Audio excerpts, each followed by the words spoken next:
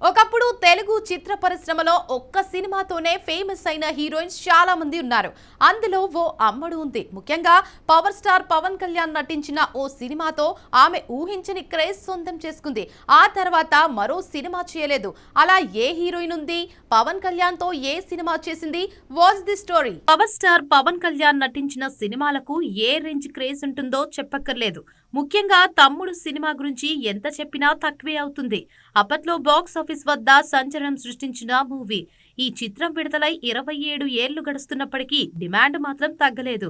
ఇక ఈ సినిమాలోని వయ్యారి బామా నీ హంస నడక, ఎందుకే ఈ తొందర తొందర ఓవర్ నైట్ సెన్సేషన్ అయిన హీరోయిన్ గుర్తుందా?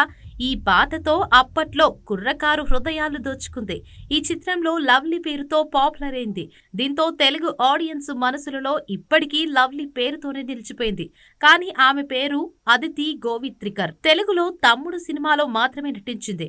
ఆ తర్వాత మరో ప్రాజెక్టు చేయలేదు అదితి గోవిత్రికర్. ఇక Aditi Gowitrikar 2001లో Mrs world title గెలుచుకున్న తొలి భారతీయ మహిళ. చిన్న వయసులోనే మోడలింగ్ రంగంలోకి అడుగుపెట్టిన ఆమె తర్వాత హిందీలో అనేక చిత్రాల్లో నటించింది.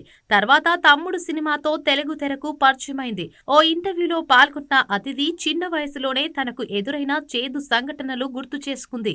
ఇక నిజం చెప్పాలంటే భద్రతాపరంగా తాను ముంబైలోని పన్వేల్లోనే ఎక్కువ బాధాకరమైన సంఘటనలు ఎదుర్కొన్నట్లు చెప్పింది. అక్కడ అదితి కొన్ని వేధింపుల అనుభవాలు ఎదురయ్యాయంది.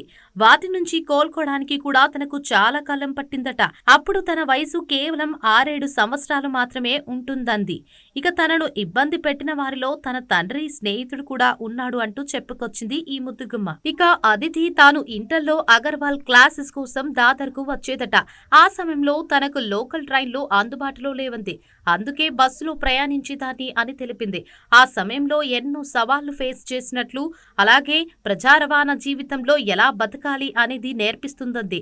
తమ్ముడు తర్వాత సినిమాలకు దూరంగా ఉంది అదితి. ప్రస్తుతం ఆమె వయసు 49 సంవత్సరాలు. ఇది వాల్టీ స్క్రీన్ టైం. మరో స్క్రీన్ టైం తో మళ్ళీ కలుద్దాం. అంతవరకు చూస్తూనే ఉండండి